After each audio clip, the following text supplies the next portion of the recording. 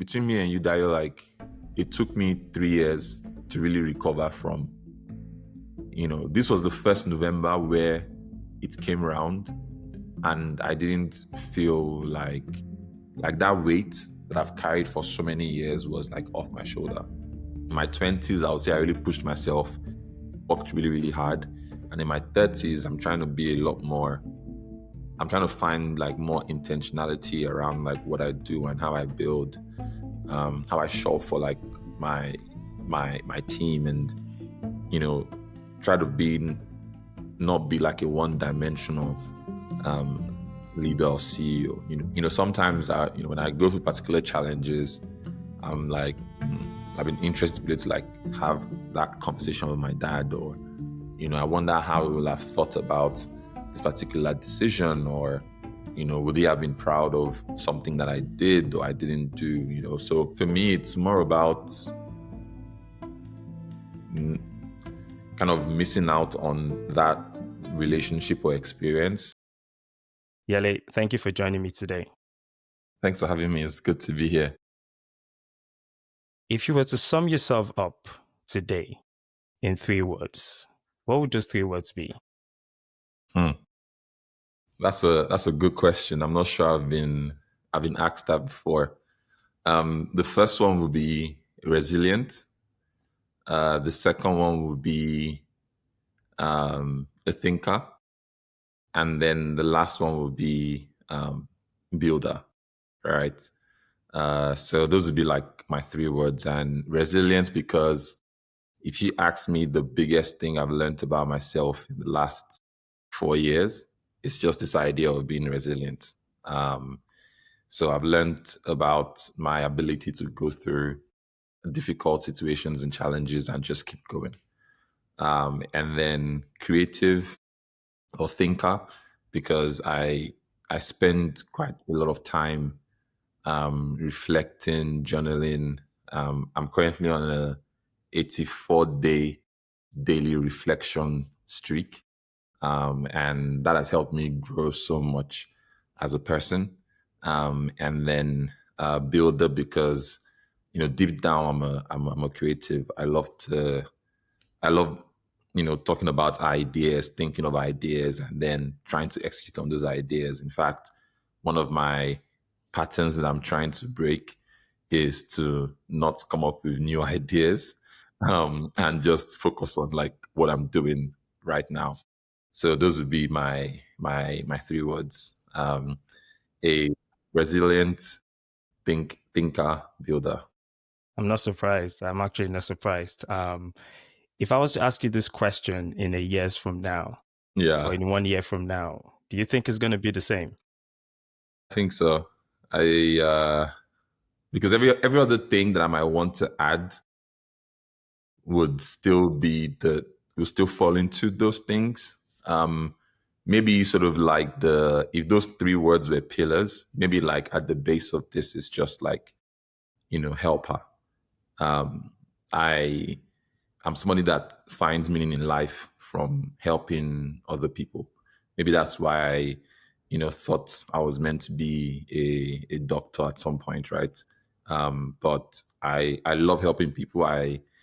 It gives me joy, energy, when I do that. So that's probably the baseline. So everything I do, if I'm thinking about something, if I'm creating something, it's because I want to help people. But yeah, I think it'll be the same. What's the earliest memory of your childhood that still sticks with you today? Like, what memory has stuck with you even after 30 years? Uh, so I don't know which one came first, but I think my earliest memory that I have is I grew up in a house that was literally, there was just a street that was separating our house and my dad's hospital, and we had this tricycle when we were very young. Maybe I was like 3 or 4, and I remember kind of being outside and just like riding on the tricycle, and yeah, just that that freedom of like moving faster on this machine and wondering if like I'll fall or something like that. That's probably an analogy like my sisters. I'm not sure if my cousins were around, but I just remember being like outside. Um, but I'm not sure what age, but my guess is like three to four. Um, and then the second one that maybe sticks with me a little bit more, um, probably like being like between like 6 or 7. Went to our family friend's house, and it was raining, and I think the adults were not around or something, and we just had just sort of it was just the kids that were around, and then it was raining outside, and we all went out, and we're just like playing in the rain and dancing and having fun. And I think when I one of my principles in life is to live with a childlike mind and curiosity, and that moment sort of just reminds me of, if it's raining now, I'm not going to be like, oh, I want to go outside and dance in the rain and run around in the rain. I'll be like, I want to stay in, right? But that that moment definitely stuck out for me. Yeah. What was it like growing up in Ibadan, which is a city I grew up in as well, and I was giving birth to? For context, it's the largest city by landmass in West Africa. What was that like growing up in Ibadan? Because I see Ibadan as like a chilled, calm environment, right? Yeah.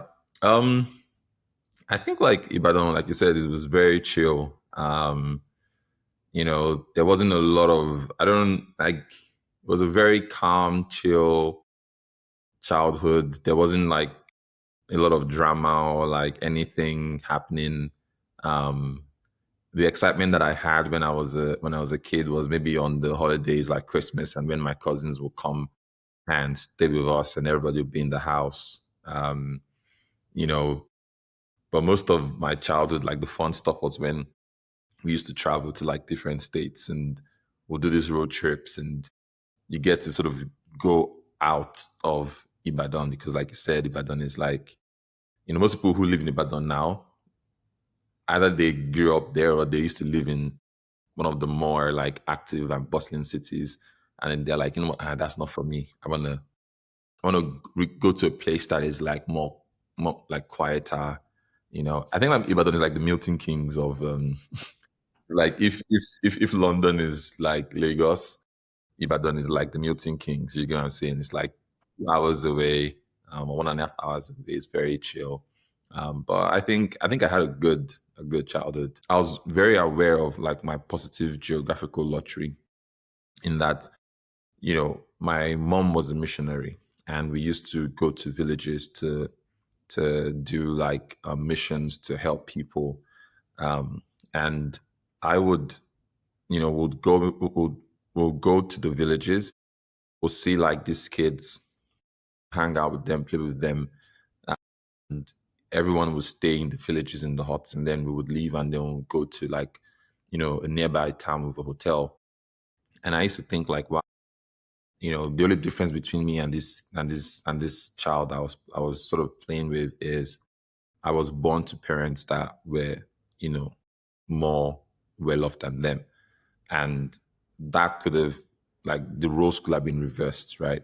And I remember when we got our cable TV, and we used to watch, um, you know, we used to watch sort of Hollywood movies and things like that, and we were wondering, okay, these guys in this movie, where they're living is better than where I'm living. And so I've always had this desire to create a much more meritocratic and fair world, um, and to equalize access to opportunities regardless of where you're from.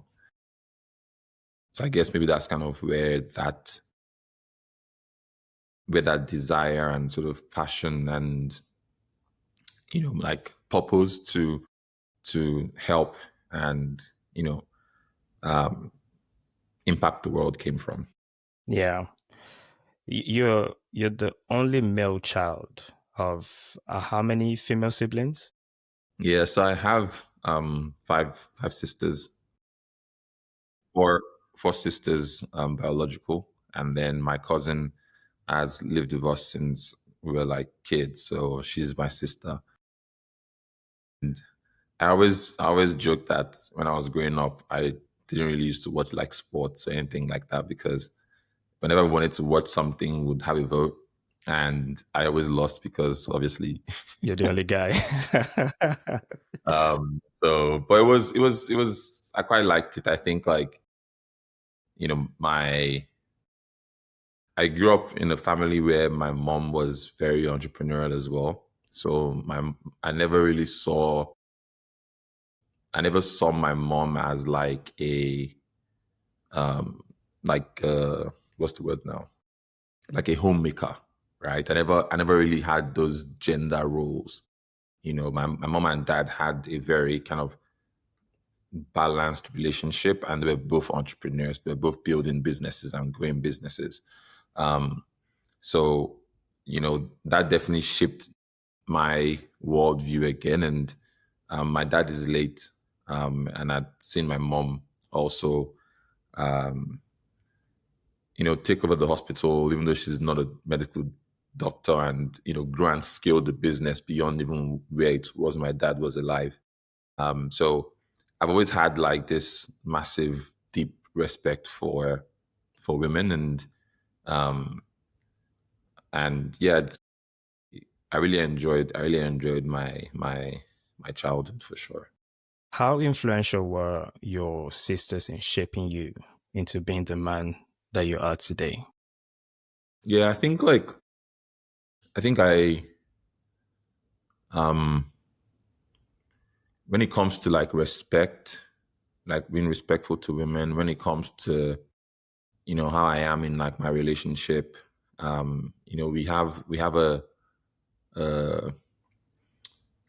we have sort of like conversations as siblings, and I've gotten to understand women from, don't want to say like the other side of the table, but like when you have a lot of sisters, you Yeah. hear From and their lens, you hear basically. exactly Yeah. that's the word, like from the lens, right? So I've really come to sort of like see that, and now that I'm in a relationship, I just wanted to be like the kind of person that you know my sisters would be proud of. Um, so they definitely sort of shaped me in that lens, and we have a really strong bond, very supportive, and I think maybe that's where kind of my nature of wanting to help my friends and like people that are close to me, or like a deep sense of loyalty. I think that's kind of where that comes from. But it's funny, I think of my sisters as like a collective. Each person has their own unique personalities or like unique strengths. But together they are always there. And yeah, I don't have a brother, but I guess maybe through my relationships with like my male friends over the years, boarding school, I got a sense of what it was like to have more male influences across your life. Yeah. Is this saying true about last bonds that they get sport silly? Were you sport silly as a Funny enough, I wasn't the last born, but Okay. I was the fourth born. So I have a younger sister, but we are literally 1 year apart. Like women. So my immediate older sister is actually my Irish twin. So we were born February 19th.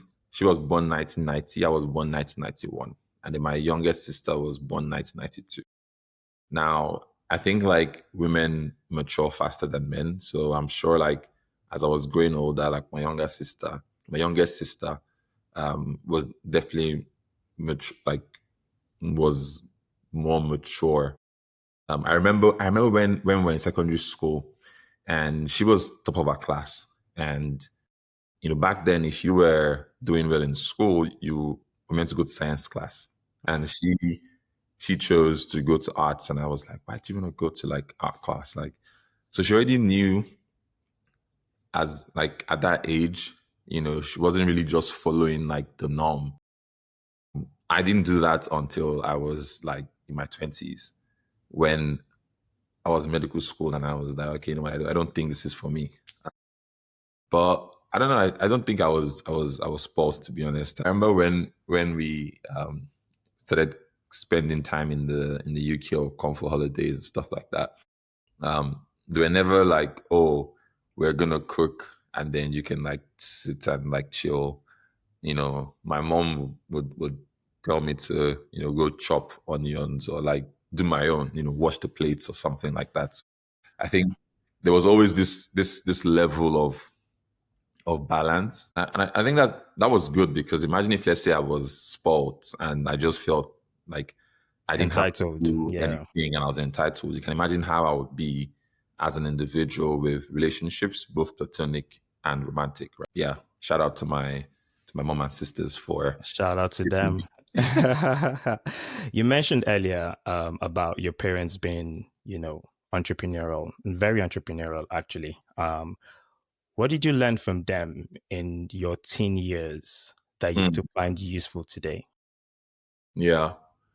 Um so I would like my mom and dad actually did entrepreneurship in two different ways. And I feel like as I get older, I'm trying to find the balance between both worlds. So my mom is she has such a high sort of excellence standard and she can learn anything. So she won't have no idea about something, but she surrounds herself with people, and she can upskill herself, right? And that's kind of how she was able to take on my dad's hospital when he passed and build and scale it into one of the top hospitals in Ibadan. So I think I definitely got that idea of excellence and customer service, um, and discipline from my mom. But my mom has, if she's doing something, she would do it to an excellent standard and to like a really strong taste. My dad, on the other hand, he was like the people's person. He was very focused on building relationships, being somebody that, um, you know, I remember when I would go to my dad's office, and at the side of his office, he would have like all these random things, like some of the things looked like it was like scrap or like things that you want to give away or something like that. And I was like, why do you have all this random equipment and things in your hospital? And it was like there are people who couldn't afford um, treatment, and then they will bring that as like, oh, take this, I don't know, this broken TV or something. And clearly he's not going to sell it or make money from it, but it was just like, you know what, I'm not doing this hospital for money. I want to help people. And I think that's kind of where a lot of like my drive around wanting to build businesses that like help people or give back kind of comes from. So I'm sort of a blend of both of them. And in my 20s, I would say I really pushed myself, worked really, really hard. And in my 30s, I'm trying to be a lot more, I'm trying to find like more intentionality around like what I do and how I build, how I show up for like my my team, and you know, try to not be like a one-dimensional um leader or CEO, be more vulnerable and sort of let people in beyond the highlights, I guess. So Yeah. Speaking about your dad, and I know he's late. How old were you when you lost your dad, and how deeply did that affect your later years as an adult? um so I had just turned 19 when I lost my dad. So in September, I had started university. I always say that I am glad that at least he knew I got into medical school, um, even though we had had a conversation about, if I didn't want to do medicine, um, he would. It basically gave me this. It gave me his blessing that if I studied medicine and I didn't enjoy it, or I wanted to leave or opt out, that is okay, right? Um, but I think like, to be honest, I've felt it more the older I've become, which is to say, um, I think so one of my friends, Lemar, he lost his dad recently. And I remember when we're speaking about sort of losing the parents, he said something which I was like, wow, you've literally encapsulated something that I've been feeling for a number of years, but I didn't know how to say it. He said there was a relation, like the relationship we had with his dad was like in two phases. There was your dad as a parent when you're growing up and things like that, and then there's your dad as a friend when you are now a man and you're having conversations like men, and you're kind of building that very different relationship. I feel like when I was younger, I was in boarding school. Um, and so a lot of the times I spent with my dad was during like holidays and things like that. And when he was sick, we spent a lot of time together because he also moved to the UK whilst I was in A levels. So we had that kind of father son relationship. And what was missing for me, or what I've never really experienced as a person, is that kind of father son relationship, but when you're both adults, right? Yeah. Um, sometimes when I go through particular challenges, I'm like, I've been interested to be able to like have that conversation with my dad, or I wonder how he will have thought about this particular decision, or would he have been proud of something that I did or I didn't do, so it's more about, for me, it's more about mm, kind of missing out on that relationship or experience. But I would say my mom, and the way she showed up for us as like a not a single parent, but someone who has lost a life partner. Kept all of us in school, worked really hard, took over the hospital, learned the ropes of the business. It's just like tremendous, right? It's like such an inspiration that you can do hard things as long as you kind of set your mind, towards that goal, and you can find meaning and purpose from it. And that's definitely been like a huge inspiration for me over the last 10 to 15 years. Shout out to mom, man. Because I know how close you both are. I know you to be an idea generating machine. You've actually mentioned it earlier, and when you said it, I was just laughing. In my mind, I was like, yeah, this guy creates ideas like, it's popcorn. But was that always the case for you growing up? Like, were you that teenage, young Yele that was always thinking about ideas? Because I can't imagine the ideas you were coming up with as a teenager or like an early adult before we met. So what's funny? Some people, like, when they're young, they're like, oh, I knew I was going to be an entrepreneur. So I knew I was always skimming up and doing all these things. Genuinely, my childhood was just a childhood. I don't even think I came up with any business ideas when I was like young, or any plans, anything like that. But I was always aware that both my parents were entrepreneurs, and I always thought, like, in the future I would love to build or have my own business, right? Um, And so I think my entrepreneurial stint really began when I was about to get into medical school. And I remember when I was considering my options between like doing medicine or doing medical chemistry. And in medical chemistry, why that was interesting for me was if I studied medical chemistry, the idea was I could start a business in Nigeria that was going to be manufacturing drugs that don't have any patents or restrictions, and I can sell them at an affordable price, right? So kind of mass produce these types of drugs or medicines. I think that was like my first business idea. Now, what changed for me was when I began to think like, okay, I don't want to do medicine or what I want to do in my life.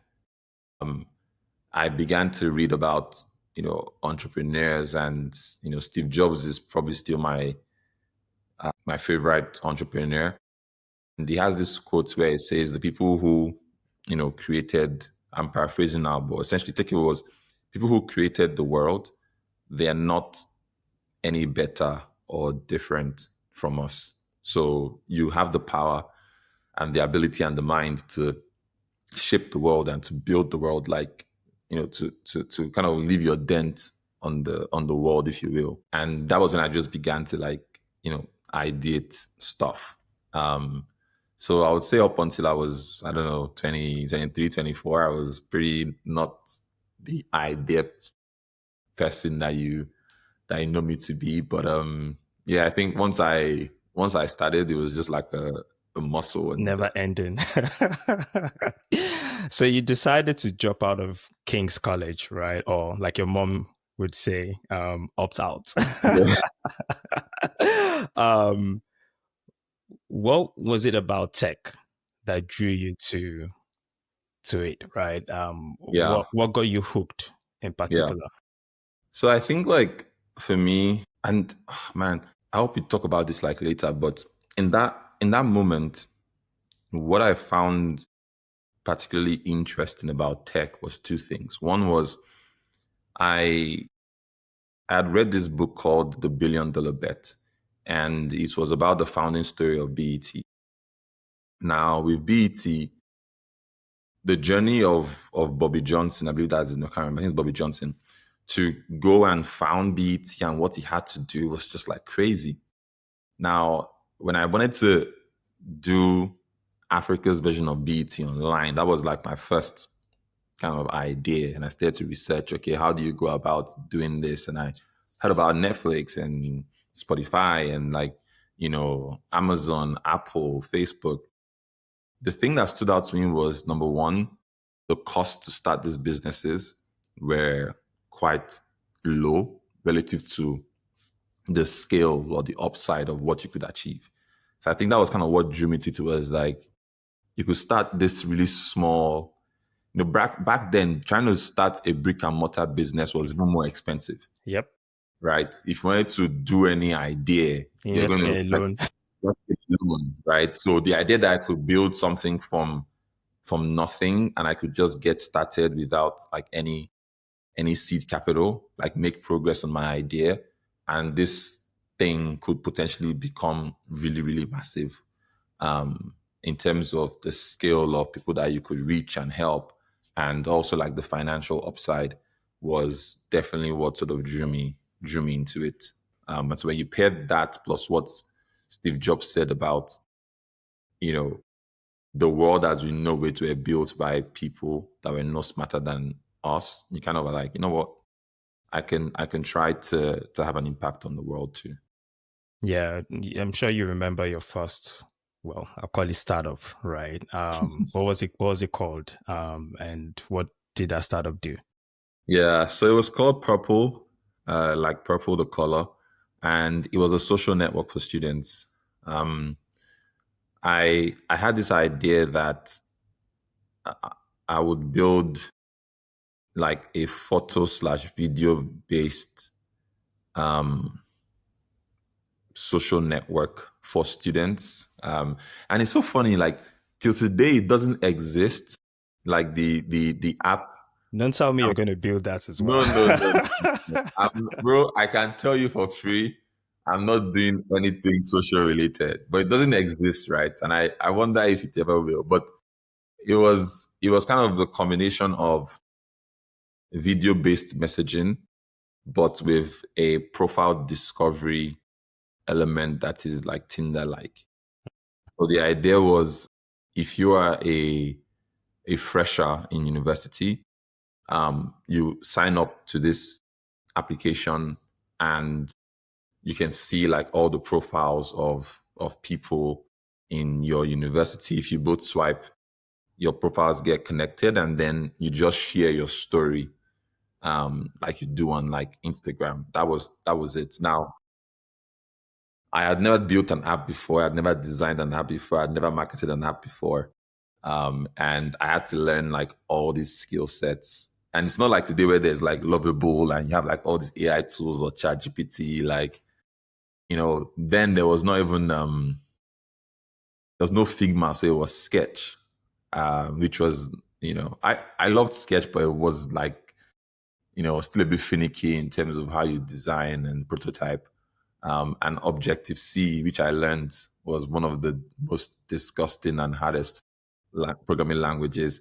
And it's so annoying because after I learned this Objective C, Apple then released a new language called Swift. And for the last, like, since 24, like 2015, 2016, or 20, I think it's 2015 that it came out, like, that has just been the language for 10 years. So imagine spending 12 months learning the language and then this new language came out. But I think what happened with Purple was I ran out of time. So I was on a student visa and I was in medical school. So for me to, stay in the UK, I basically would have had to um, either go back to university or like get a job, right?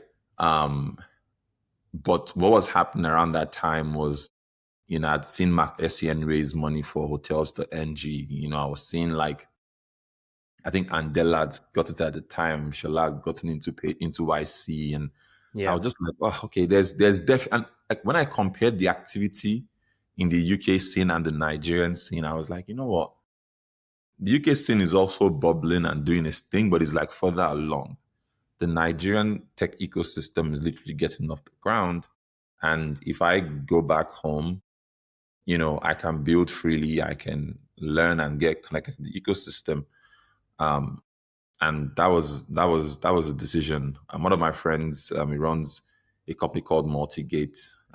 He used to be at I've forgotten the name of this company, but it was Ace.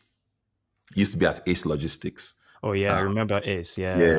so Elsa, and so I remember, you know, he's not even a Chelsea fan. I don't believe, but he had like a hotel room at the Chelsea at like Stamford Bridge's hotel. Hotel. Yeah. That's the only time I've been to Stamford Bridge in my life, right? But I didn't go to the stadium. I just went to the hotel, and we were speaking, and he was telling me about like Nigeria and everything. And like in that conversation, I was like, you know what? Yes, I'm ready to come back home. So because I moved back to Nigeria, there was no way I was gonna try to grow the app for students. And it's not like now that we have like Zoom and Google Meets and all this Yeah. work culture. Like, so I just had to sunset it. Yeah. Yeah. I remember this must have been 2014, 2015 when you moved back, right? Yeah. I moved back December 2015. 2015. Yeah. Because I had started my startup in 2015, and a lot of the people you mentioned at the time, Mark, Printivo, Mm-hmm. Me. um, you know, what's his name? The Nollywood guy, Oh, Sin. it's Njoku. Sinjoku was investing as well into Yeah, different yeah, companies. So yeah, a lot yeah. was happening in Bastion. Yeah, 2014, it was 2015. It was crazy, buzzing. bro. Like, I It was don't even, buzzing. I think now the ecosystem, a lot of things, I don't know, like, there was an energy that we had back then that made you feel like everything was possible. There was a lot Yeah. of optimism and things like that. And I don't know. sometimes I wonder if people who are just getting started now feel the same, but it does feel it does feel a bit more mature and like very large. You know, Yep. like there's back then maybe you could point to 10 to 15 like companies. Now like you know, so There's so many now. And I also feel like investments, money coming into the ecosystem has also changed the ecosystem for good and bad. yeah. So that's something definitely we'll talk about. So you joined Dotun at Starta Mhm. and built out this large online community of entrepreneurs. Would you say Starta was like a good launchpad for you into the For African tech sure. ecosystem? For sure. Um I think like in my career I've had people who have had like tremendous impact. Um Actually, I think like every step there's always been like one or two people, but with Startup was so critical for me because I moved back to Nigeria, had absolutely no connections, knew nobody in the Nigerian tech ecosystem, and I was in Ibadan, and you know, I always knew that I had to end up in Lagos. You know, I think moving to Lagos when you're not in Lagos must feel like if you're in the US and you're like, I want to go to Silicon Valley. So for me, the key thing there was, you know, how do I get to Lagos? That was kind of the thing in my head. So, um, and I had sort of looked around to see which companies that were interesting to me. Uh, and Dela didn't quite seem like the right fit because you had to want to learn to be like an engineer. There was Max. You know, Max was really, really interesting. You know, shout out to the founders out there. You know, and we had great conversations, and I was very, very close to joining them. I also spoke. What would you have been like? What role would you have been going for at that time? Do you remember? No, no, I actually can't remember. You know, but it must have been something Maybe product related to related. growth or Okay. product or something. Because actually, I can't remember what I applied for. Um, but you know, like what I remember, like I had a bunch of things that I was also like I could show like my skill sets, right? So I showed that I'd built an app. I had design skills. I had like some marketing skills. I had some engineering skills, and like I was a go getter. You know, it was kind of like put me in, coach, and Yeah. I will show you what I can do type situation. BGG. I also got an offer from BGG as well. So they had these kind of functions where you will come in sort of like the Google has like an APM type role, like associate product manager. I don't think it was a product role, but it'll have been like some kind of ops type, you know, junior role where you come in and you can grow a business line or something like that. So those are like the option, like the two companies that I thought were really interesting. But what I loved about Dotun was first thing, it was just starting, right? And I've always enjoyed like that early 0 to 1 phase. Number two, Dotun had also started a business that was similar to like an idea that I had back then. So I designed this app. I don't think I've spoken about this to you before, Dayo. I designed this app called Neon, Neon. You know me and my names, and I actually remember the logo. The logo was this moped that had a wing on the back, and it was the idea was to be like a child deck actually. Um, Mm. but Dotun built a business like that in the UK that was competing against like Deliveroo and like all these guys, Just Eats. Then he exited this to Just. I was like, wow, you know, I can learn from him. I'm definitely not ready to try to build another business, but I can learn from him. The second idea I had then was also called Nest Coin, but the Nest Coin was meant to be like a house renting type platform. Do you get what I'm saying? So those are the two ideas I had. Dotun was just when I cold emailed Dotun, And I was like, you know, you don't have to pay me, but these are all the things that I can do. And we started working together. What I loved was it was remote first, which meant that I could be in Ibadan or I could be in Lagos or anywhere. And then number two, because it was trying to support entrepreneurs, it was a great networking opportunity for me. So Dotun was very good at sort of pulling together resources. You know, I always say that probably did the first webinar in Nigeria. We had an email newsletter. We scaled it. You know, we're doing a lot of stuff on Twitter back then. And we scaled that community to like, what that was like 40,000 or 70. I can't remember the number now. Just a crazy Yeah, I number. think it was like 30,000 plus. Yeah. Yeah, A yeah, yeah. lot of So, people. so, so that was perfect for me because it was through that I began to meet. I remember the two people I remember meeting quite early was so online. It was Shola who exited Brass. So we connected on Radar. That was Tech Abouts Radar, and then I also met. There was Bankole as well, who used to do these things on Snapchat back then, and then he said something like, "Oh, okay, you guys don't know this. You guys don't know Yele, but like, watch out for him. He's going to do something in tech ecosystem." And I always wonder, like, you know, I'm not sure what I said or did, but How did you know? what did you say that? Because that was kind of like quite an interesting statement to make at that time. But yeah, Yeah. Man, you've mentioned some things that have just brought back some memories, man. Like Radar, I was always on Radar at the yeah, time. I loved Radar by Tekabal. Shout great, out to Radar bro. by As Tekabal. in, shout out to the Shout out TC. to Bankole as well. Yeah, Shout out to his co-founder, Sheyi Taylor. retail law. Those were like OGs, man. Oh, geez. Oh, right.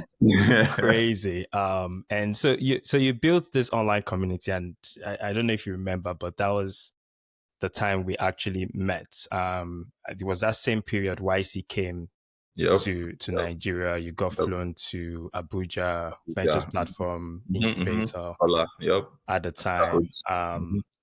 But how do you go from Mm-hmm. managing an online community, right, of entrepreneurs to Mm-hmm. founding a fund? Because I remember, I don't know if I told you this, but I think I had mentioned it before. It was your tweets because I had met you once or twice. I think I'd met you once, and obviously my co-founder at the time had worked with you for like a couple of months, like 2-3 months, Mm-hmm. Mm-hmm. and then that tweet came up, and it's Dotu saying "Congratulations to my bro on starting this fund, blah blah blah," and I was like, "What? How do you move from just running an online community to starting a fund?" That blew my mind, and it was so exciting. But like, tell us, like, I want you to enlighten the audience. How do you move from that? Was that always the case for you Yeah. to kind of like have your own fund and invest, or that came along the way? So I always say that I'm somebody that I truly believe that your life is a book to be written, and you have to just trust the unfolding of your life, right? And everything I've done in my life, there wasn't like a grand master plan, right? So specifically with Microtraction, I remember um, that YC in Lagos trip, and you know, before that, we're doing these events. This we called it Lagos. Was it Lagos Silicon Drink About or something like Silicon that? Drink Cup. Silicon Silicon Drink Drink Cup. Up. Don't Yes, worry, I know the things, man. I was part of those events. it was Silicon Drink Cup, right? And the idea behind Silicon Drink Cup was for us to invite entrepreneurs and the angel investors so that they could meet in an informal setting. Mm. So remember again, people are not doing ecosystem events. In fact, one of my good friends, Kitoye, he always used to laugh then and say, he used to call me ecosystem architect. The key thing was, how do we create a space for founders to connect with investors? And we did like 3 or 4 of these events, and they were successful in terms of attendance, the feedback, the vibe. But the one metric we cared about was, did founders raise money after the event? And unfortunately, the first one nobody raised, second one, third one. So, it was a bit frustrating to me in terms of, why is nobody writing checks to these founders? And then, Shola gets into YC, and I hear the story how difficult it was for him to get like that capital to start Paystack. So it was quite apparent that if you were a technical person who had an idea for a startup in Lagos at the time, you couldn't get access to to venture capital or pre-seed or angel funding. So I remember telling Dotun, and I always tease Dotun now because Dotun is a full VC, right? And it's such an interesting thing because Dotun and like I followed Dotun to Abuja, and we had done a bunch of. We did an event, in Ventures Platforms HQ, and so it's interesting that Dotun and Kola are like working together. Um, 10 years later, and Dotun was very adamant back then. It was like not to be a VC. So I wanted Starta to potentially become like a VC fund. But Dotun at the time didn't think or didn't want to be a VC. Dotun always calls himself the I think he thinks like the reluctant entrepreneur, the reluctant VC, just because he it's very interesting. A lot of the businesses that are being built now are the types of businesses that Dotun wanted people to build 10 years ago. So I'm not predicting Dotun's future, but I won't be surprised if Dotun still comes back to this idea space because 10 years ago it was early, but today, like, it's definitely perfect for it. So, anyways, so that was something that was in my mind. I was thinking, how do we fund startups? So I remember at the YC, we had one of these events where Michael was basically kind of charging the local ecosystem folks, like, you guys should start more funds and you should be investing in companies and, yada, yada, yada. And that was, Kwamina was also in the room. I had met Kwamina, before. Um, and just for context, Kwamina is also a co-founder of Microtraction, founded Pave Investments, a sort of multifamily office holding group. We had met before, we exchanged contacts, but nothing really came of sort of that initial interaction. But I remember just thinking that, like, wow, he's really smart.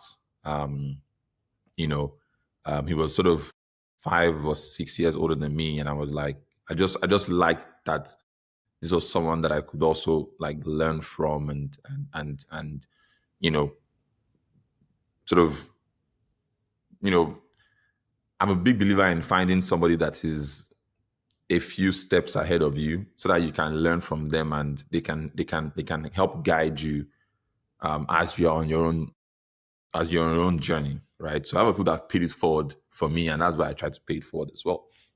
So at that event, Kamina looked at me and was like, "Yele, okay, I think I know what we can do together." Now between that conversation and when we launched Microtraction, I think it was like a year. And there were periods where we didn't know if it was going to work because that idea of not doing an incubation program was unique, right? Back then, I remember VP was doing, they had like a An incubator. incubator program, and then Yep. they'll do a demo day. And I can't remember which companies I think I invested in Accountier from the VP demo day the following year.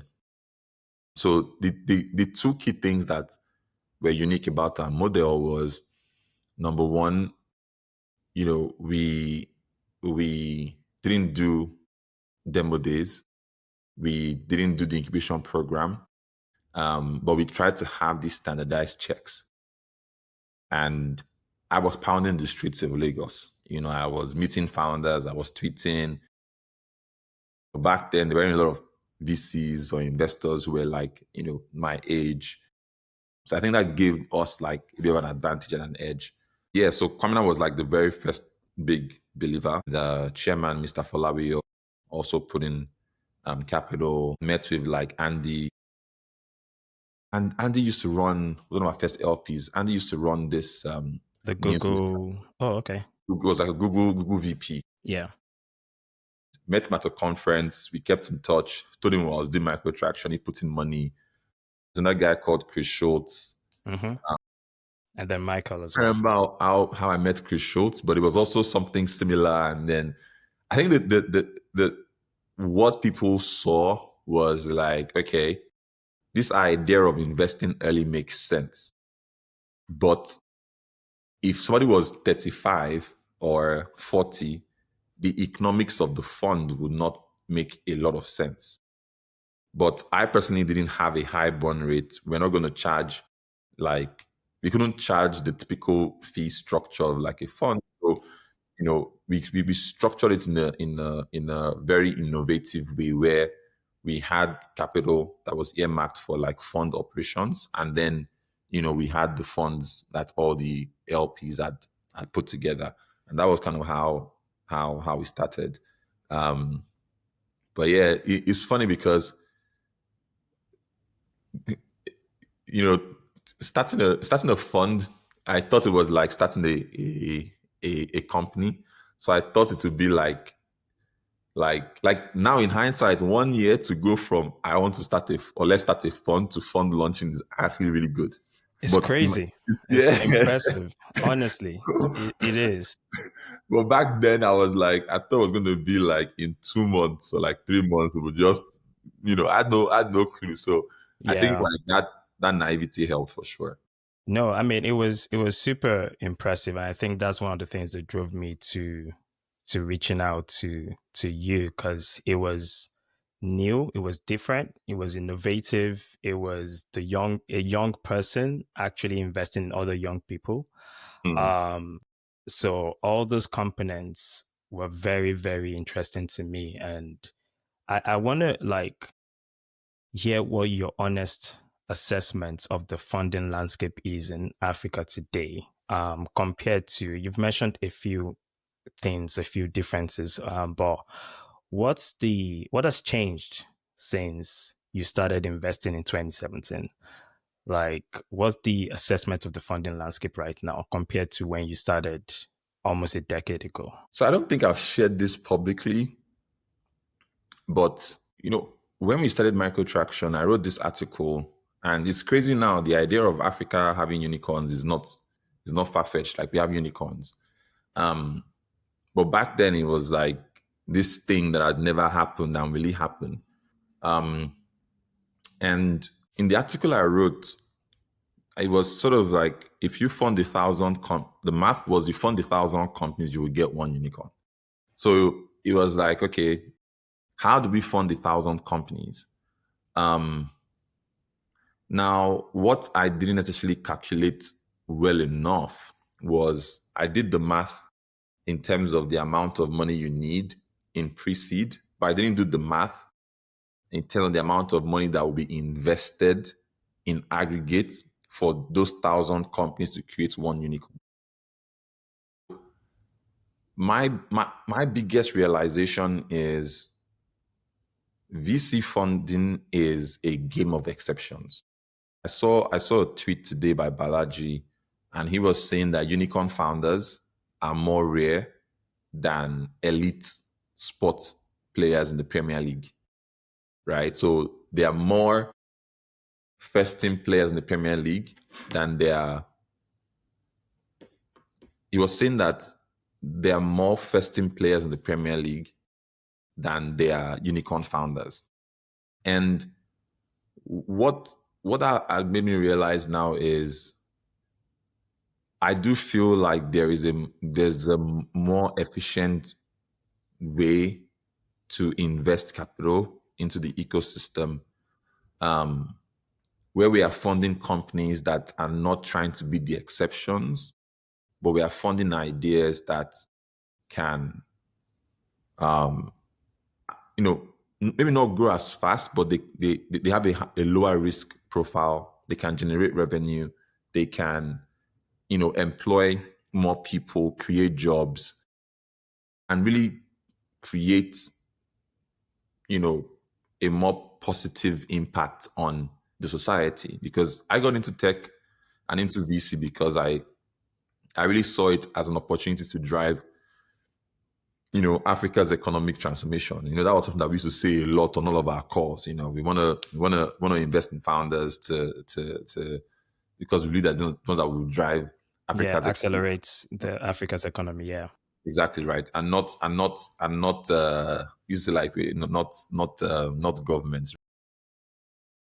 So, I think like that whole model and thesis was actually right because we do have unicorns now.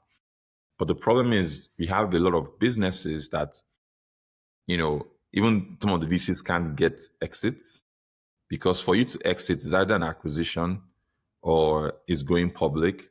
And how many businesses have been able to go public, globally, especially when majority of the companies that are being founded are not even domiciled in the local countries that they're founded, right? So I think like there's definitely going to be a shift. Unfortunately, I'm not a full-time participant in the venture space, but it's something that I've been thinking about and saying like, what does this look like? What types of businesses can be funded? How will they be funded? And the more I think about it, the more I believe that there's going to be a venture debt type role. I read Shoe Dog, and Phil Knight, What a great book, man. amazing, right? Amazing Phil book. Knight couldn't raise VC because there was no VC.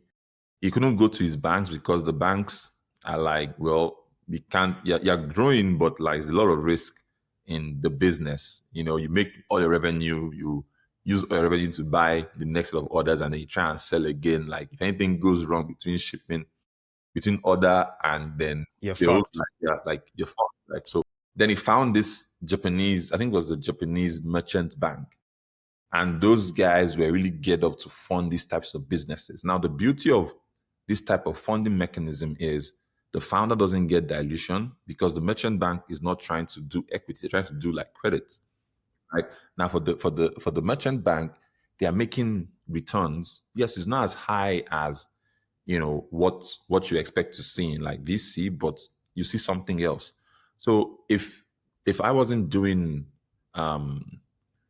Nest Coin, I had taken like time off. I will spend some time thinking about sort of not just the funding mechanism, but also the types of businesses that can be funded with this funding mechanism. Because there's a lot of capital in Africa. We have, yes, we don't have millionaires at the same scale as the rest of the world, but we do have wealthy people. The reason why they don't want to put their capital in is because they don't know how they're going to get it out. And that makes sense. Like if I don't know I'm going to get money out, then why am I putting money in? Like, so I do think like I think this was on Apolitan's podcast where Vusi said we need more zebras, less unicorns. And when he said that, and I was like, brother, that's it. So that's my viewpoint. I think VC funds VC funding is for exceptions, and you can decide to play that game and do well in that game, but it does have some structural inconsistencies, or what's what I'm looking for. It has some structural incompatibilities with the reality of where Africa is today. And Africa needs to create and invent its own sort of like entrepreneurship funding mechanism that is on par with where our realities are. So, like we say, we want to innovate on Africa's innovations ecosystem, right? Or innovation infrastructure. And I think that's kind of what the next generation of funding for African businesses will look like. Very well said, Yele. I want us to talk a little bit about your love for crypto, because that came it felt like it came all of a sudden at some point. But it kind of engulfed you in a Yeah. way, or maybe it's the other way around. You engulfed crypto. um, but what was your first encounter with crypto, and how has that evolved through the years? Yeah. So I love Twitter. Um, Spend less time on it these days, but back then I had this list of US VCs I used to follow. And one of my favorite thinkers is Naval Ravikant. And that's because he founded Angel List, which, back then I always thought we're going to build Microtraction to actually become the Angel List of Africa. That was always my goal and my vision, right? So that was something that I was like aiming for. So I was following a bunch of US VCs, and one of the things that um, I began to notice everybody was talking about like Ethereum and crypto and this and that. And I was like, oh, what is this thing? Genuinely, I feel like the same way everybody was talking about AI in the last like 1 to 2 years is the same way that crypto period was, right? Like 2016, 17, 18. And I can't recall the exact tweet, but there was a tweet that Naval said that made it click for me, where he was basically like, crypto allows us to build economic infrastructure and systems that can allow you coordinate capital and development without sort of the dependence on governments. And for me, that was it. Because remember that I'd always cared about Africa's economic development. And one of my biggest concerns was, VC is not able to move fast enough to create the change that we want to see in the world, right? And then definitely if we wait for the governments to get their shit together globally, we're going to be around for a very, very long time. So my naivety or my belief or vision was, here is this technology that we can build a new way to coordinate humans, capital, IP to build the same way how you have the internet and the internet is not owned by anyone. Could we build an economy that is not owned by anyone?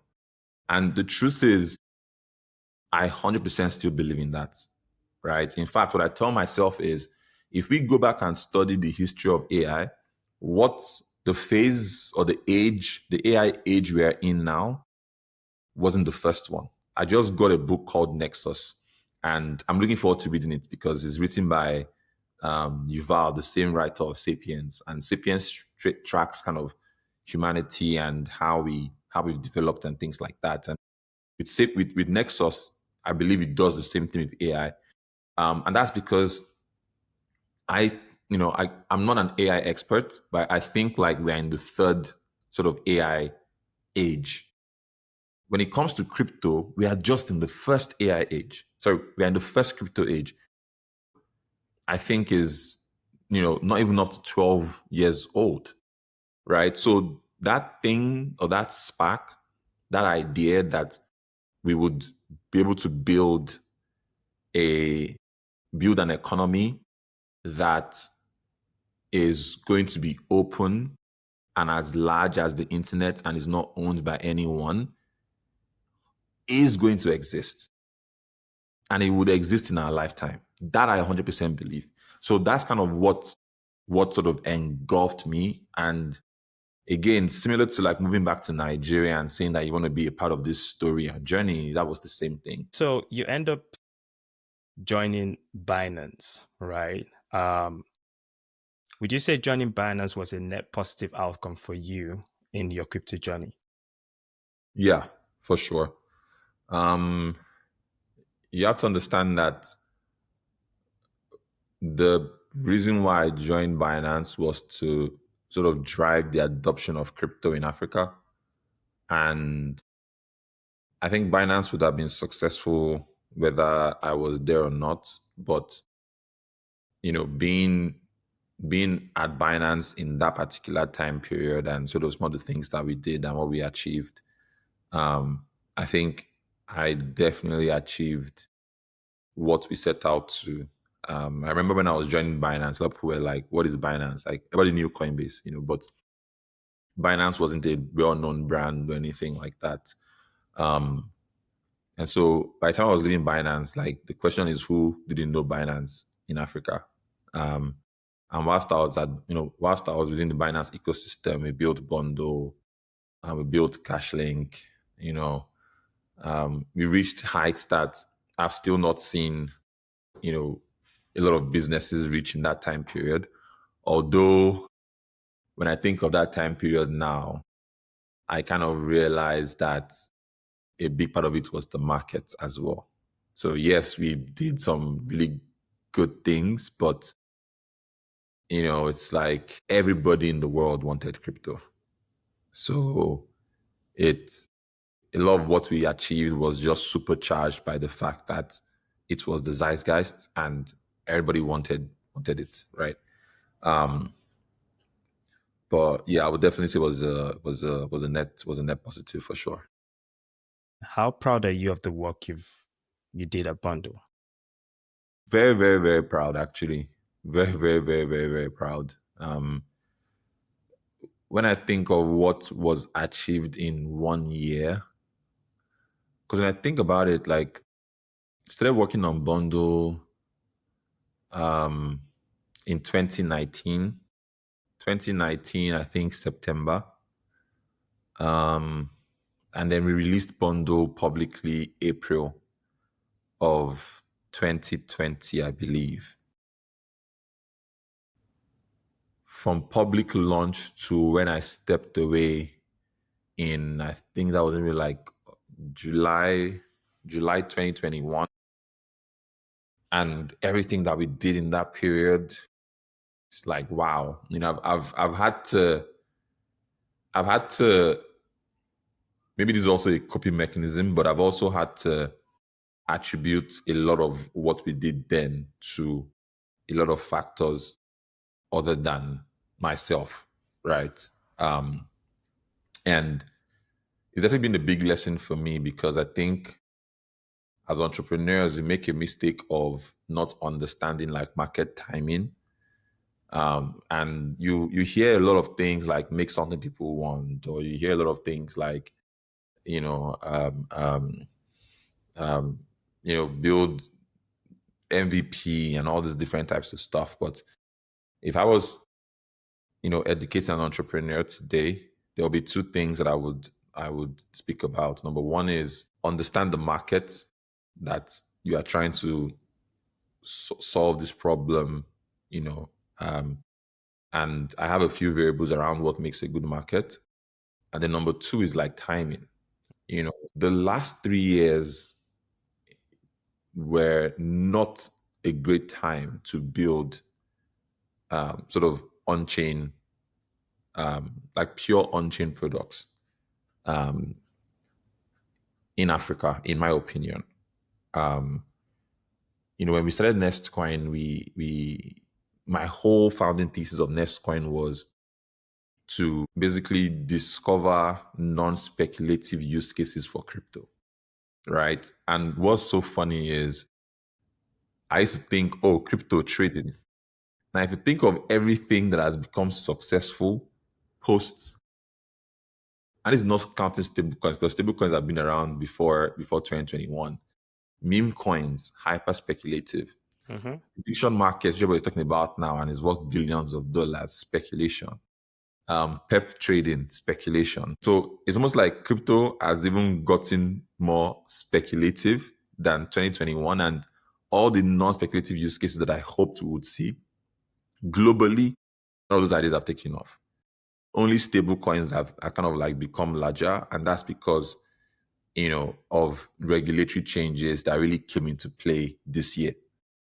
So from a timing perspective, this is when, if you are an entrepreneur, you are kind of thinking and jumping into building stuff with stable coins because of the market timing, right? But no, like I've built, when I think of all the different things I've done, I'm most proud of Starta because that was just pure naivety and like a true 0 to 1 moment for me. Proud of Microtraction because we really redefined the way early stage funding was done. After Microtraction launched, I don't think we saw any large scale kind of like incubation type programs and demo days, and kind of funding for those types of vehicles. With Binance and Bundle, the acceleration of crypto in general. And then for Nestcoin, like I said, like resilience, I'd gone through, if I think of 2020, like from when I left the UK, so let's say 2015, all the way through to 2021, every single thing I did was just like success, growth, hyper growth, scale, scale, scale. And then the challenges and sort of what has made me who I am today really began from mid 2021 all the way through to like 2025, like 2024. 2025 has been like probably like the most restorative and personal growth year I've had since I left medical school, for sure. Yeah. Yeah. November 2022 will forever be a month that you will think about more than you probably should, just because of the events that occurred in that month, right? Where were you when you found out that FTX had crashed? And what was your first reaction? What was the first thing that came to your mind? And how did you react to that news? So I think like my thought then was just like, oh, it can't be true. And back then it wasn't like, when we say FTX crashed, right? In the So I think I shared this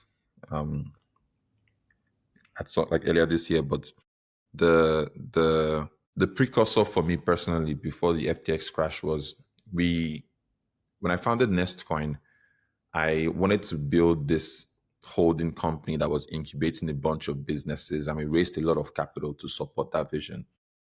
Now, 2022 came and the market was crashing. And it also became quite clear to me that the structure in which I was going for wasn't going to work. So my plan was to spin out all of the businesses into independent units, and then we were going to focus on finance. We had done that for our gaming business, MVM, and then we wanted to sort of put together like our media properties, and the code name internally was B2. So it was for Breach, which was public, and we had another business, another app called Brunch that we hadn't launched yet, that we're getting ready to launch. The idea was to put both of them together and then release a singular app that would raise its own capital and be independent. So I had called the leaders of these two business units. We were in a hotel. We locked ourselves down for, one week. Now, because we're not checking our phones, I completely missed all the kind of rumors and things like that. And before that same year, we had like Luna crashing, like the Anchor, a bunch of these projects that went down. And when I was on Twitter, I was always seeing like the rumors. If, let's say, that didn't overlap, I probably will have seen those things, and just out of maybe security will have rejoined a little bit, or so we're completely in the dark. And when we kind of came out of that whole news and things like that, so when we came out of sort of that session, that was when it was now going all over, like on Twitter and things like that. And we try to withdraw, or rather, I tried to withdraw the funds, and it just wasn't working. And yeah, you're just like, your brain can't really process it. It's there was a lot of trust. There was a lot of not even trust. I think it was like respect. I'd seen SBF being put up as on this pedestal. It was, doing a bunch of regulatory stuff, political funding, and think of all the investments that he did. Like he invested in Anthropic, he invested in many businesses that even the success of those investments have covered a lot of the defaults, but he definitely crossed the line, right? Like making so much money, but then you decide to take customers' funds and kind of commingle those assets. Like that was just a line that you don't cross. So there was genius, there was also like a flawed genius. And um yeah, I think once that became like once we knew that was reality, then it was just like a step into action. And that's why I said I do believe, and between me and you, Dayo, like it took me 3 years to really recover from. This was the first November where it came around, and I didn't feel like that weight that I've carried for so many years was like off my shoulder. I feel like I finally, I don't know if I said this publicly before, but that whole FTX period and that November saga, it felt like a loss. It felt like grief. We all grieve differently. Grief takes different shapes and forms. And I've lost my dad before, so I know what grief feels like.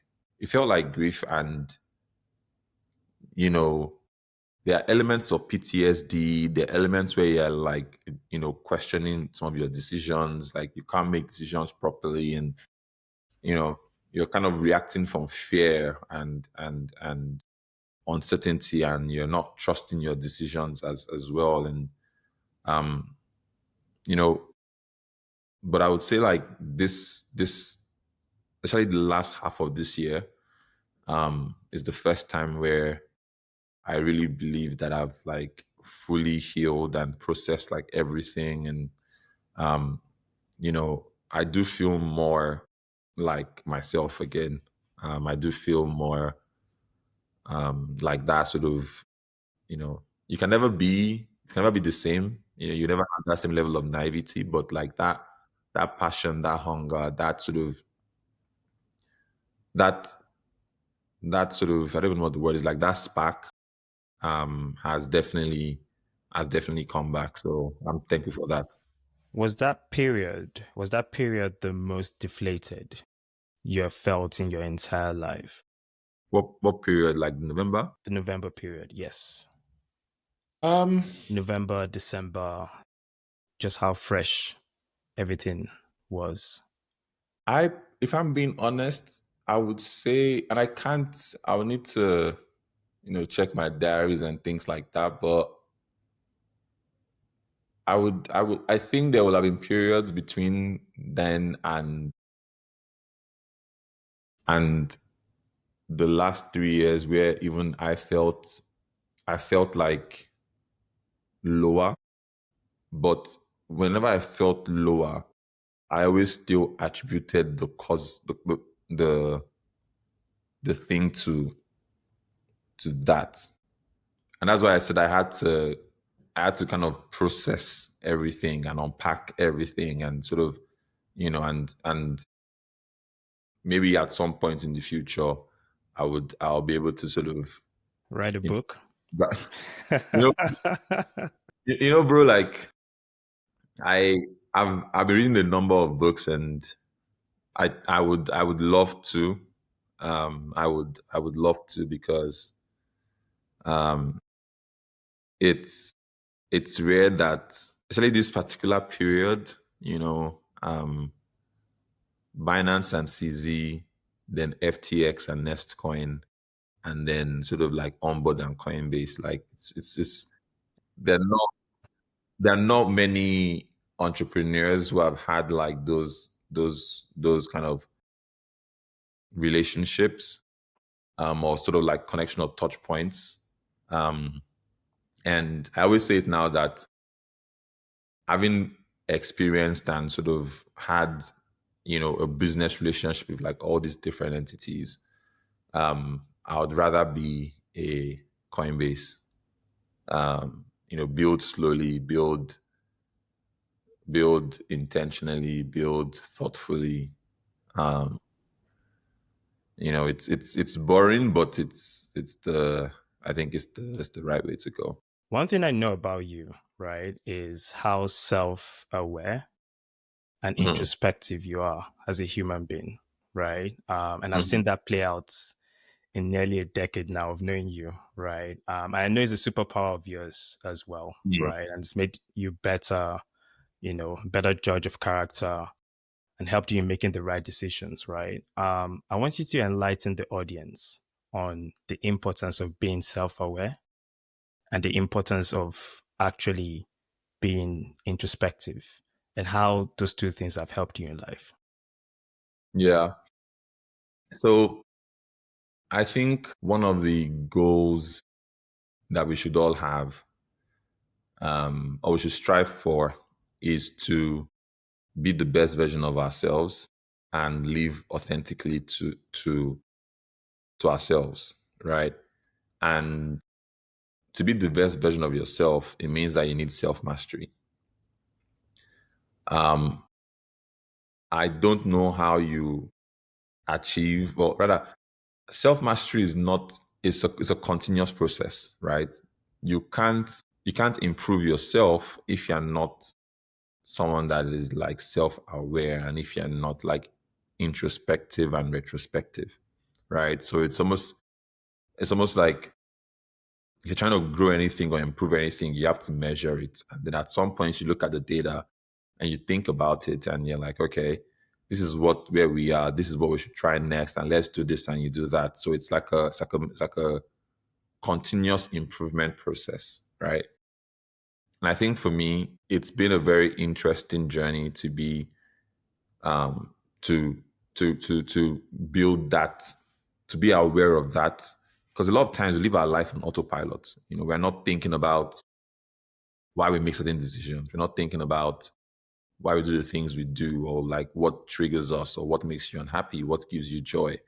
And I think that that autopilotness is a disservice to us as individuals. So for me, it's very, very critical. And I've definitely taken it up a notch. During this whole journey of the last 3 years, I started doing a quarterly retro. Um, and I saw the importance of like that quarterly retro, you know. Um, and I saw how doing that was helping me, set goals and patterns and habits and things like that. Um, Probably my biggest improvement recently is what I call like augmented reflections. Um, every day I have like a prompt that I use to review my day, and like I just speech journal, and that gets transcribed. And it's so powerful when you're able to kind of pull, when you write stuff down like on paper or like a diary. The problem is that you cannot pull all that information together.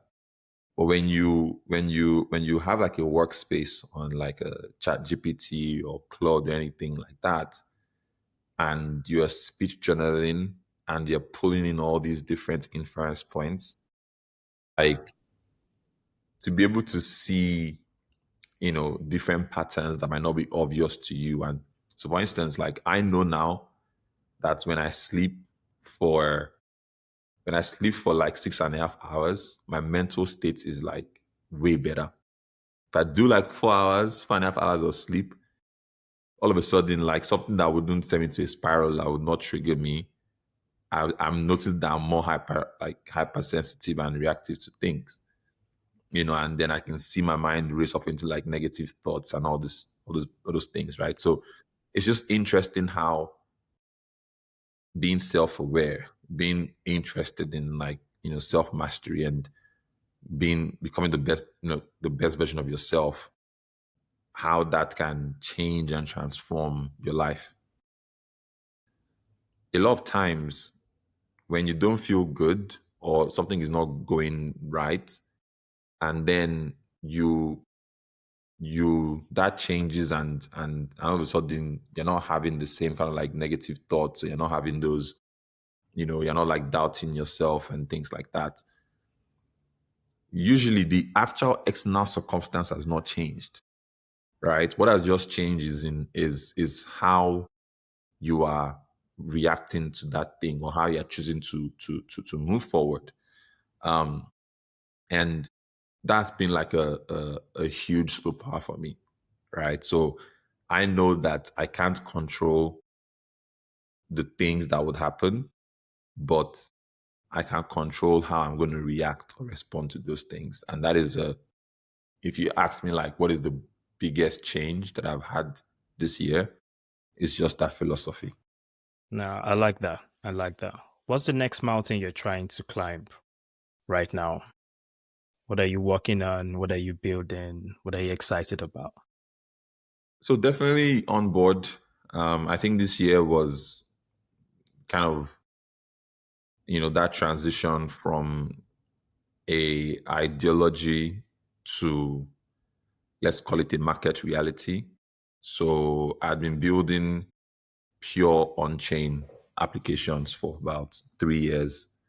And what I realized, or what I came to realize, was that, the rest of the world, or most of the world, are not are not going to choose, a worse experience over a particular like technical ideology. And that created this transition, and it's definitely made a lot of the things we are trying to do and achieve a lot easier. When you pair that with the regulation and the improved infrastructure, a lot of my visions for universal access to world-class financial services becomes something that could happen. So for me, the biggest mountain now is just distribution. I saw a video on Rockefeller, and it talked about this idea that the anyone could get into the refining business when Rockefeller started. You had in there just like $1,000 to start or something like that. And what he realized was that the cost of shipping or transferring oil costs more than refining. So he focused on figuring out how to bring down the cost of transportation or distribution. And in my mind, I'm like, that's kind of where we are at now. That is, there's been a commoditization on global financial rails, and almost a lot more people can build or have access to this technology. So whoever wins is going to win because they crack distribution. Um, and that's sort of like my singular focus for next year. Man, wishing you all the best with that. It's going to be exciting next year. I have this game I play with my guests as we wrap up, which is the if you only knew questions, right? I'm just going to If throw only you if you only knew, if you only knew questions, right? So something about understand. yourself, just quick fire, whatever comes to mind. Don't think too much about it. Um, what superpower would you like to have?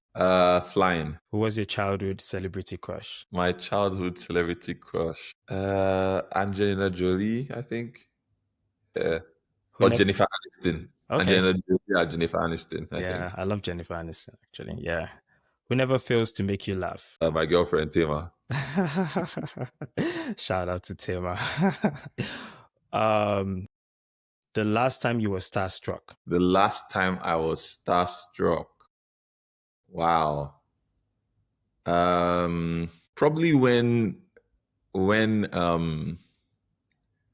we're at NBA All Star, and then LeBron James' friends were like in front of us, and he came to kind of shake his friends, and I was like, wow, that is like LeBron James. So that was like I think that was the last time that I was like, wow, this is freaking cool. Something Yeah. you wish you were better at? Mindfulness. Longest period you have been awake? Longest period I've been awake. Oh, nothing crazy. Actually, maybe like 21 to 22 hours.